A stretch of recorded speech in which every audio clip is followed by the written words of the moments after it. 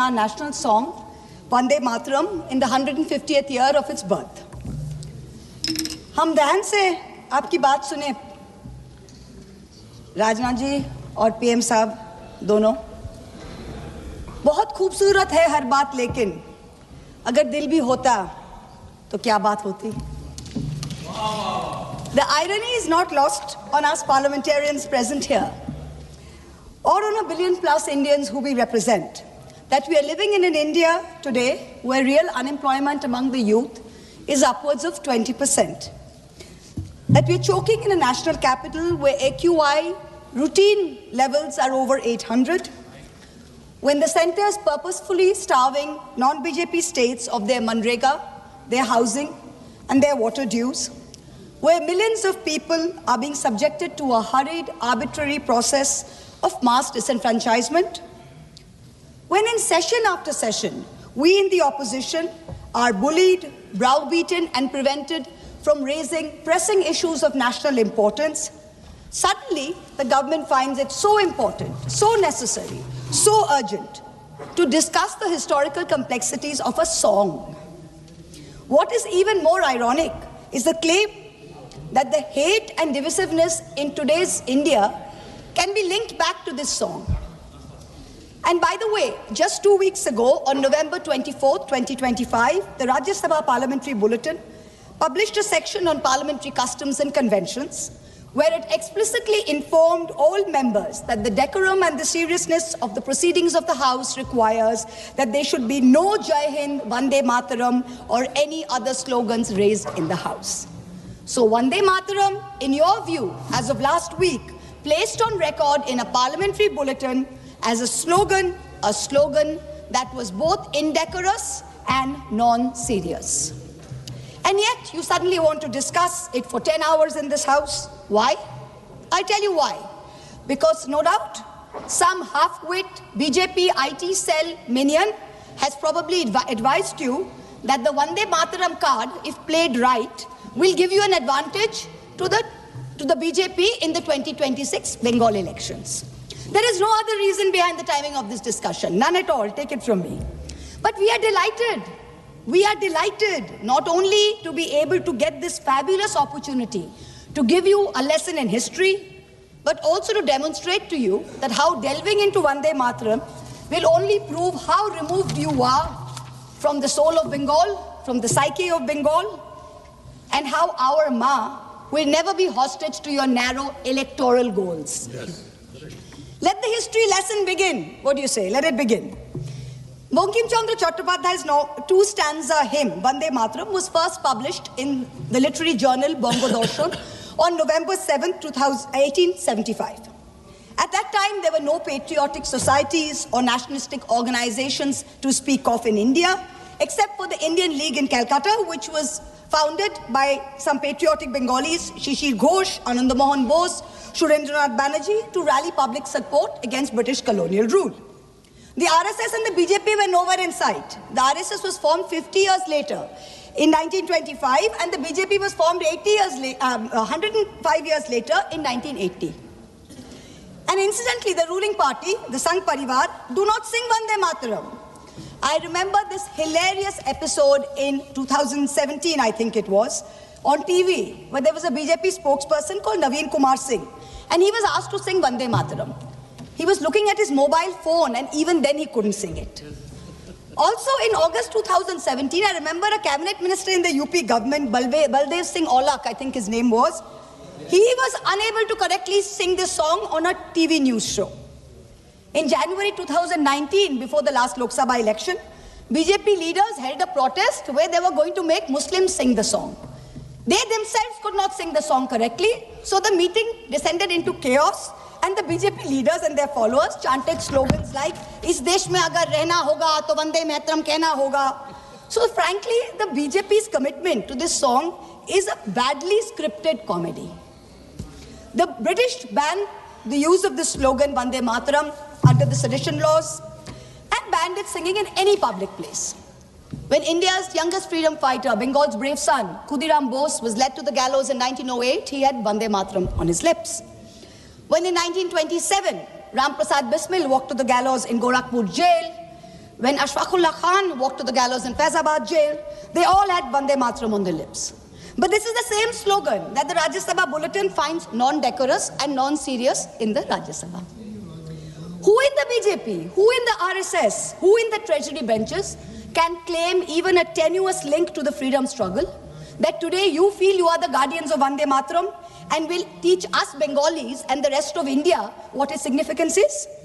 Out of 585 total prisoners in Andaman Cellular Jail, Kalapani, between 1909 and 1938, 68%, 398 were Bengali.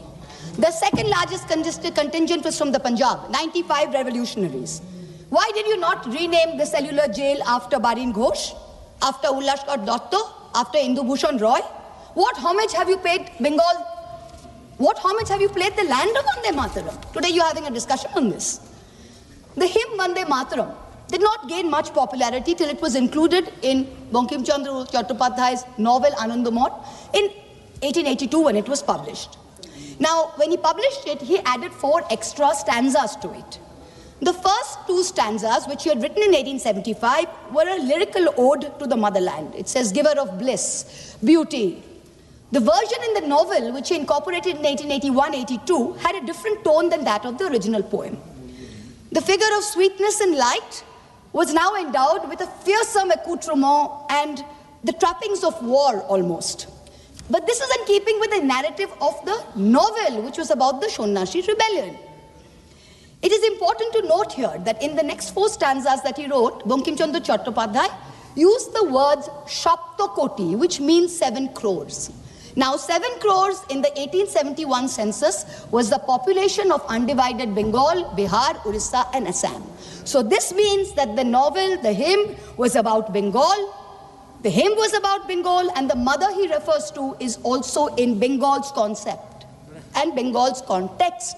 This was not originally written as a nationalistic, pan-India song. It was not. Let's be very clear about that. So how did it become this nationalistic song? How does A.R. Rahman sing it in 1997? How? It was none other than the poet laureate Rabindranath Tagore who composed the first musical score of the song based on Desh Ragini around 1885. Rishi Bankim liked the song and the tune so much, he himself included it in the 3rd edition of his book, Anandamot, in 1886. Tagore, in 1937, writes to Nehru, and he writes to Nehru that the privilege of originally setting its first stanza to the tune was mine. When the author was still alive, Bankim died in 1894. He says, I set it to tune while Bankim was still alive. And I was the first person to sing it. So Tagore was the first person to sing it publicly before a public gathering of the Calcutta Congress in 1896. So Tagore sets the tune and he sings it publicly in the presence of Rahmatullah Saini, Dadabhai Naoroji, Surendranath Banerjee. The song gained mass popularity when? Only after 1905, when the Swadeshi movement as a reaction to Lord Curzon's partition of Bengal took place. Itinerant singers sung it in Prabhat Feris every morning to raise national consciousness. Rabindranath Tagore himself, on Raksha Bandhan Day, October 16th, 1905, led the famous anti-partition protest where Hindus and Muslims tied Rakhis on each other and said, Vande Mataram. Today, this BJP government, who claims to promote Vande Mataram, has ensured that even the moon, that moon of Raksha Purnima, that moon of Eid, has been partitioned. Hindu women can break their Karwa Chauth fast on their roof with the sighting of the moon, but a Muslim in a BJP-ruled state is forbidden from offering Eid ka namaz on his roof to the same moon. And you are blaming a song for India's divisiveness. The song was sung again during the Congress session in Benares in 1905 by Tagore's niece, Sharla Devi Chaudhurani, who replaced the Shaptokoti, the 7 crores, with Trikshakoti, which means 30 crores, which is the population of India in the last census of 1901. So this is the first time that the song is gathering up pan-national appeal. Gandhiji, in the Indian Opinion paper, he writes in December 1905 that this song is so popular. Just as we worship our mother, so is this song a passionate prayer to India.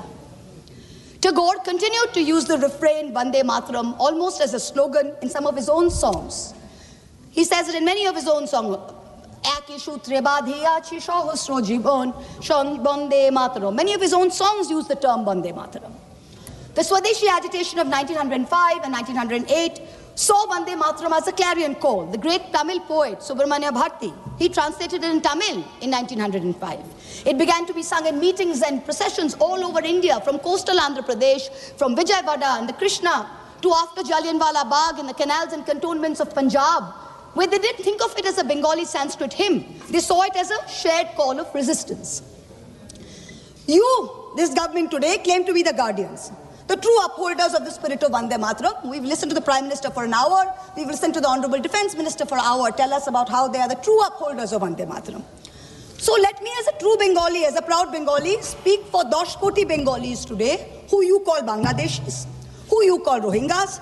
You harass us on the streets, in colonies. You throw us out when we are pregnant across the border. I'm going to dissect the song stanza by stanza and demonstrate how you are butchering both the spirit and the soul of Bande Mataram far more than any 1937 resolution ever did. Shujalang, Shufalang, Balayaja, Shitalang, Shushashamlang, Mataram. What do we have here? What have you done on your watch? Shujalang, beautiful abundant water. Over 70% of India's surface water is undrinkable today.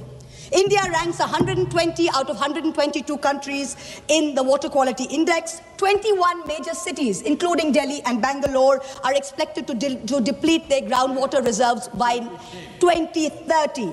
And yet, in the face of this data, the government is cutting the Jal Jeevan Mission money to all the states. Bengal itself is owed 3,000 crores in Jal Jeevan Mission money.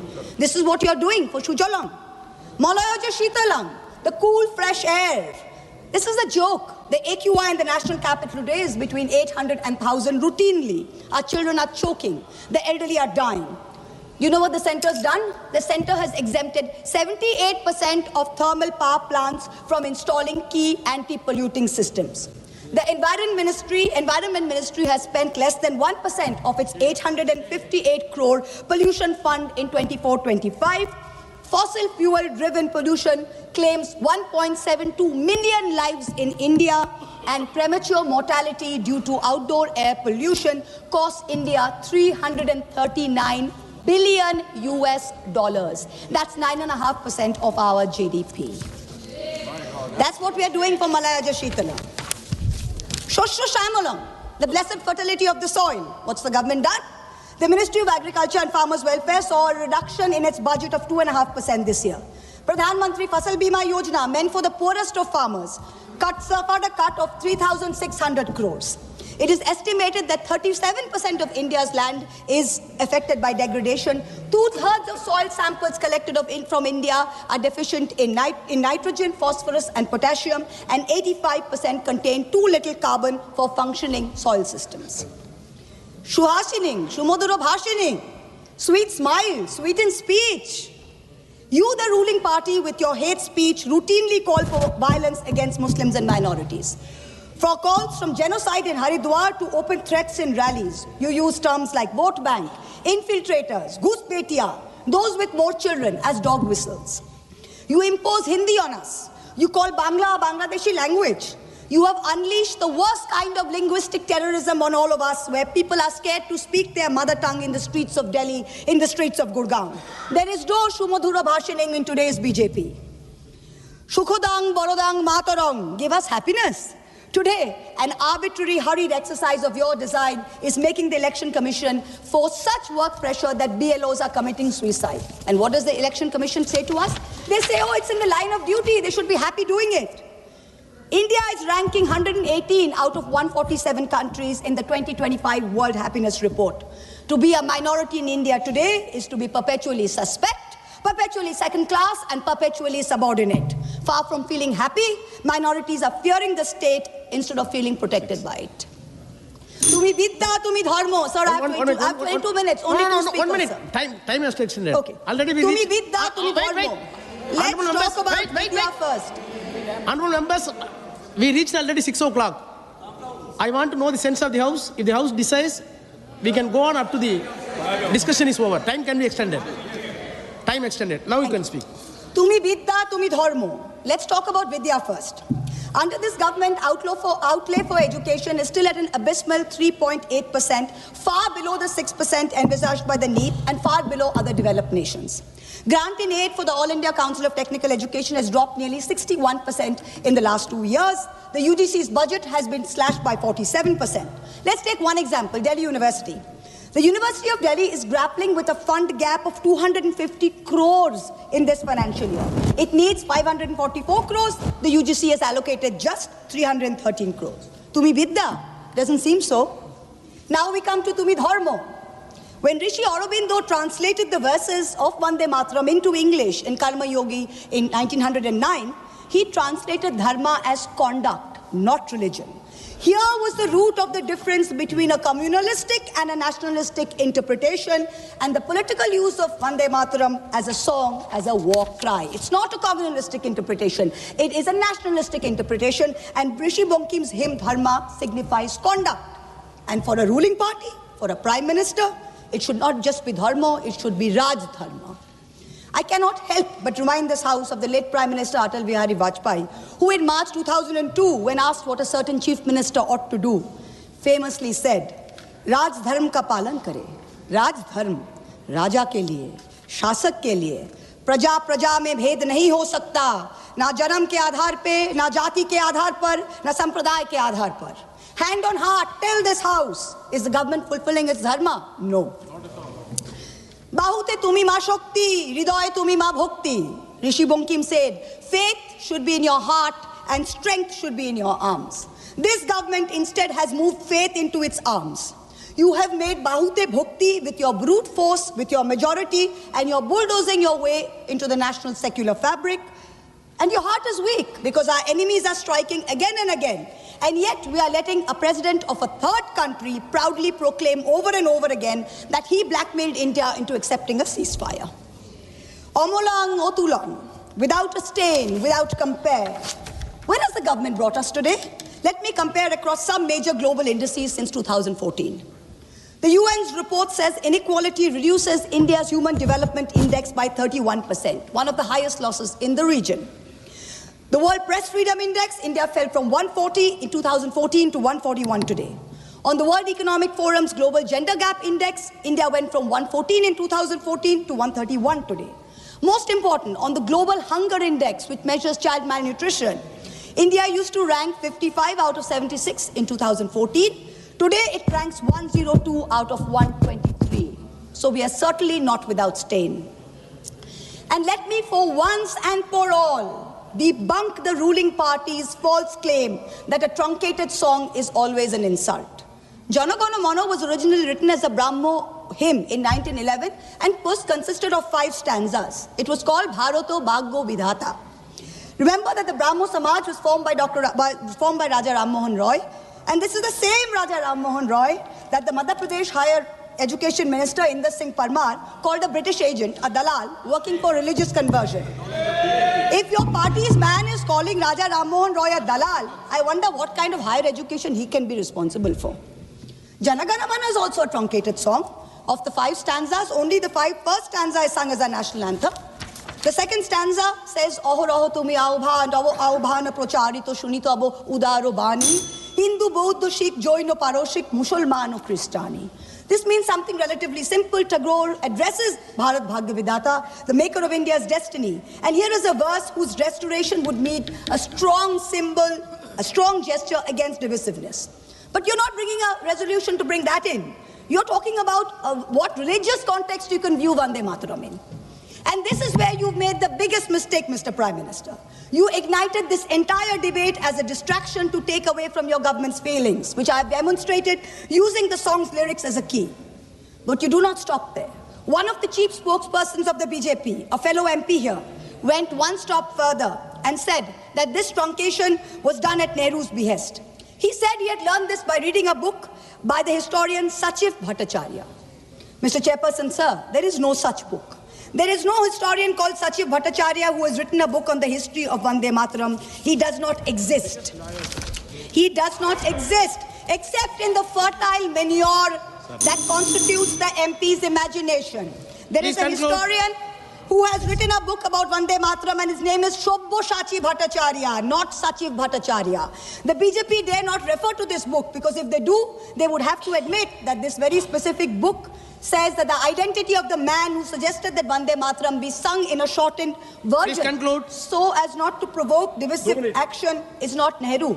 It is not Bose, it is Kavi Guru Rabindranath Tagore. So let's set the record straight. Bhattacharya is clear.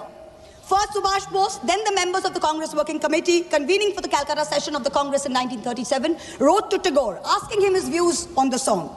To his reply, Tagore wrote, "The core of Vande Mataram is a hymn to goddess Durga. This is plain, so there can be no debate about it. The novel Anandamath is a work of literature, and so the song is appropriate to it. But Parliament is a place of union for all religious groups, and there the song cannot be appropriate." On October 26, 1937, 3 days prior to the session, Gurudev wrote again to Nehru on this issue. And so he, with a special relation to Vande Mataram, suggested that the first two stanzas should be adopted, and his letter profoundly influenced the resolution. Please. Last para, sir. Last para. Please.